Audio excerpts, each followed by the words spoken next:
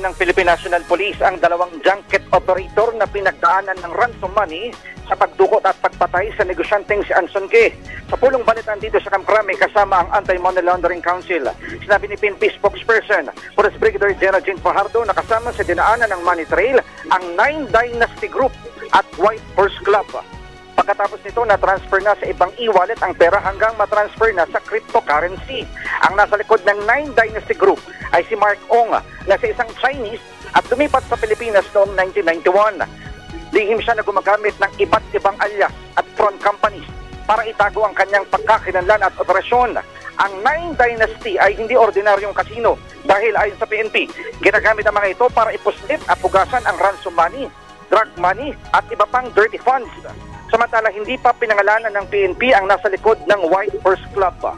Bilang legal na aksyon, pare-revoke ayon sa PNP ang Junket Operators Authority to Operate at Junket Agreement sa naturang mga kasino. Kasama rin sa gagawin ang pag-freeze ng anumang pondong konektado sa kidnap for ransom o money laundering, kabilang na ang mga digital o virtual assets.